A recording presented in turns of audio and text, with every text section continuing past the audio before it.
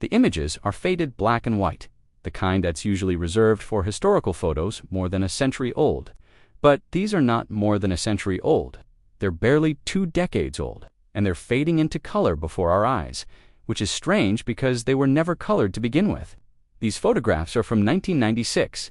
They show archaeologists carefully brushing dirt off ancient artifacts. One of them is holding up a distinctive stone spear point called a Clovis point, named after the town of Clovis in New Mexico, where one was first found in 1932. We see what they found, not just a single Clovis point this time, but 45 of them, plus thousands of other stone tools and animal bones. Thousands of years after the last Clovis hunter vanished, a discovery in New Mexico cracked open their forgotten world. Even though the collection had been found in a pile of dirt that wasn't properly excavated, several of the objects stood out, especially the spear points, and 14,500 years ago, putting them squarely in the middle of the last ice age. What's more, the finds at Blackwater Draw also included the remains of North American camels, horses, saber-toothed cats, if the projectile points are to be considered as imitations of some earlier type. It would seem logical that we should find a greater quantity of the supposed originals. If, however, a few 100,000 years of erosion have anything to say about it, such hopes are destined to disappointment. That might not sound like a big deal now, since we know perfectly well that our ancestors used bone tools, but at the time, no one was expecting to find bone needles, awls, and other tools used for sewing hides and making clothing. Scientists were beginning to think that the Clovis culture wasn't descended from the pre-Clovis people, but was descended from a mysterious and completely unknown culture. Some even began to question whether all the prehistory in North America could be explained by just one culture. Archaeologists continued to excavate sites across North America, but none of them were Clovis, or if they were, no one cared.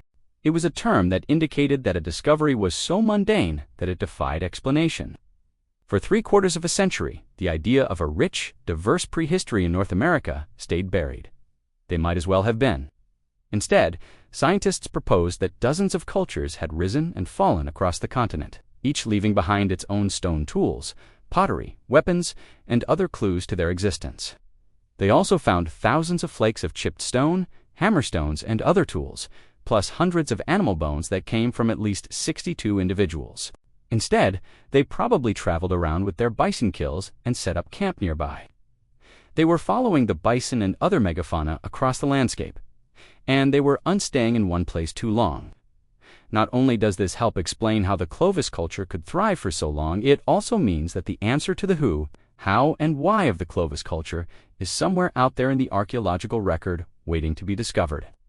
At that time, the local environment was full of grass, shrubs, and trees, which they used for building materials, fuel, and food. It was warm and wet, like much of the American Southwest is today. But unlike today, the area wasn't isolated. Instead, it sat along a migration corridor used by herds of bison, camels, horses, and other large mammals, not to mention humans. And while the researchers were still analyzing the data, they felt confident that they had a pretty good picture of how the Clovis people lived. To get a better sense of the site's size, lead archaeologist Timothy Rowe compared it to the famous Cahokia site in Illinois. Cahokia contains the remains of about 60 mounds, the work of a culture that peaked in the 1200s. Blackwater Draw is about twice that size. Before the discovery in Montana, people hadn't been credited with inventing those technologies until about 5,000 years ago. Artifacts aren't going to leap out at archaeologists waving signs that say, "Hey, dig me up." If you'd like to help us make more videos like this, you can get started at our support page. Instead, it will look like more careful excavations, new technologies, and fresh ideas leading to new interpretations of old data. Because we don't need to discover the Clovis culture. We already have. We just need to remember that they exist. One of those structures was more than 100 feet wide and had at least 16 hearths, making it the largest structure ever identified at a Clovis Age site. Plus, they found bison bones that showed clear signs of butchery, meaning that the people who lived there were definitely hunting and eating the local megafauna. And with new techniques and fresh eyes, they found something nobody had seen before. Using a combination of ground-penetrating radar, magnetometers, and traditional shovels, they discovered that the artifacts weren't just lying around randomly. They'd been deposited in a layer of dirt only 2 feet below the surface. All the artifacts from the same time period were in the same place. But here was evidence that someone had been sewing animal skins together tens of thousands of years before. He was right, but not for the reason he thought. Maybe the pre-Clovis people migrated into North America from Asia over the Bering Strait land bridge, and then split up, with some continuing to hunt big game with stone tools and others adopting a more varied toolkit that included bone. The technology that they developed may have survived in the artifacts used by Native American tribes living in the Great Plains. That's why the distinctive stone spear points that gave the Clovis culture their name might still be turning up today. Not because archaeologists keep finding them at sites from 14,000 years ago, but because modern hunters use them. Or maybe the two groups were related, with the pre-Clovis people emerging from the Clovis culture as they adopted new technologies and hunted smaller prey, and other iconic Ice Age creatures, all of which went extinct about 11,500 years ago. As far as archaeologists could tell, the Clovis culture seemed to have flourished alongside the very creatures they were hunting, but that shouldn't have been possible. According to the prevailing wisdom at the time, woolly mammoths and saber-toothed cats had gone extinct more than 10,000 years before the Clovis culture appeared, and certainly no humans could have lived alongside them. By comparing the golly points to the arrowheads and other stone tools that archaeologists were already familiar with, they determined that the golly points were much older. Some scientists argued that the bones found at Blackwater Draw couldn't really be mammoth bones, even though they looked exactly like mammoth bones. They must have come from a species of dwarf elephant that hadn't been identified yet, or maybe from a different kind of extinct mammal entirely. That's because across the continent, archaeologists found more and more sites that seemed to have been occupied by the same people. Some, like the one at Blackwater Draw, contained stone tools. Others didn't. But the ones that didn't still contained bones of Ice Age megafauna, suggesting that whichever culture they belonged to definitely hunted big game. But without stone tools, they couldn't be classified as Paleo-Indians like the Clovis people were. So instead, scientists referred to them as pre-Clovis. Others argued that the spear points couldn't possibly be as old as the artifacts suggested. After all, they didn't look much different from arrowheads used by Native Americans at the time, so they must have been crafted more recently by someone who copied the style from something they found at a site. Like Blackwater Draw, they'd been crafted with a specialized technique that involved putting a lot of pressure on the tip of a stone tool and hitting the sides with a hammer stone until the edges are hollowed out to form a flute.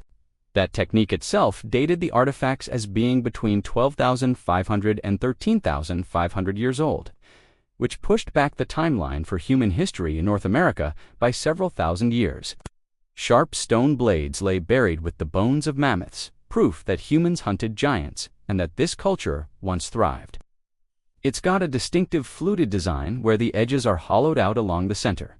That collection formed the basis for what would become a famous pile of artifacts, now known as the Goler Group.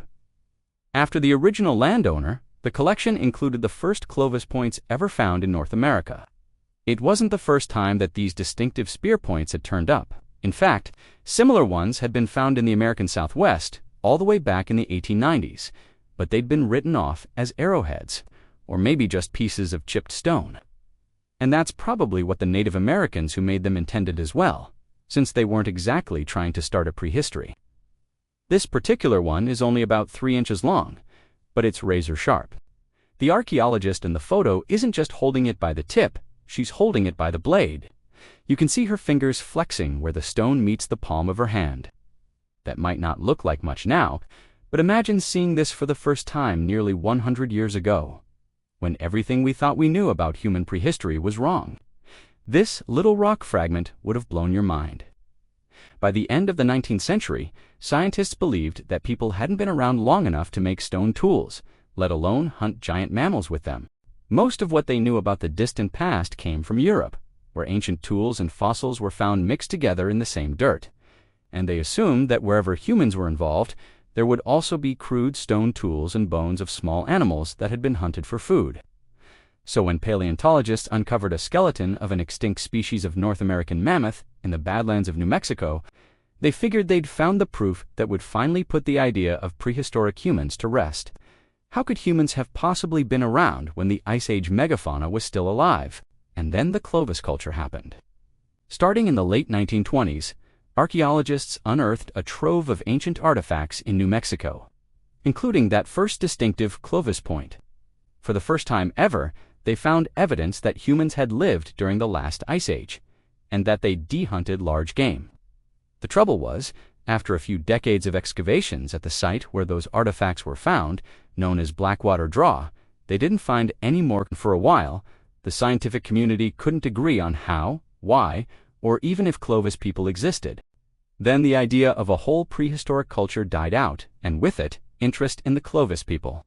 Now, almost a century later, archaeologists are going back to Blackwater Draw, and as we watch, they brush away the centuries of neglect. It was 1932 when the landowner decided to sell some of the bones that had been washing out of the banks of Blackwater Draw to a museum curator in Denver. But as soon as word got out about the Golly collection, archaeologists were on the case. In fact, dating techniques developed since the 1930s suggest that the Clovis culture dates to between 13,500, but here was proof that they did, which meant something else had to change. That kind of argument really rankled archaeologist J. Walter Fuchs, who led the excavations at Blackwater Draw from 1932 to 1934. In a 1933 paper, he wrote, over the next few decades, scientists stopped arguing about whether the Clovis culture existed and started arguing about whether it mattered. Then, in the 1970s, new discoveries in Montana turned things upside down again. There, archaeologists found a site with bone tools. That meant the pre-Clovis cultures might actually be Clovis in origin. But by the 1990s, that line of thinking had lost steam. What's more, scientists began to realize that the Clovis culture might not have disappeared after all. So by the time the black and white photos from the 1990s rolled around, the Clovis culture had gone from being a fascinating footnote in the history of human migration to a cultural boogeyman, a catch-all term for any prehistory that did unfit neatly into whatever current paradigm scientists had come up with. Until recently, funding dried up. Interest waned and Clovis became synonymous with boring. But in 2014, archaeologists went back to the pile of bones and artifacts that started it all, the Goler collection. And as they dug deeper, they realized that layer was only the tip of the iceberg. The site was much bigger than anyone had imagined. The researchers were able to identify 7 different areas within the site, each of which held the remains of dozens of structures, hearths and middens. The archaeological term for piles of discarded food, remains. All told, they found 45 Clovis points, including 2 that were fluted, hollowed out along both sides, demonstrating the sophisticated stoneworking technology that defined the Clovis culture. They built large communal structures and hunted large game, but they didn't live in those structures. As Tim Rose says, this really helped us understand the lifeways of the Clovis culture. With any luck, that discovery will happen sooner rather than later, but it won't look like what you're imagining. Thank you for watching this episode, which was brought to you with the help of our patrons.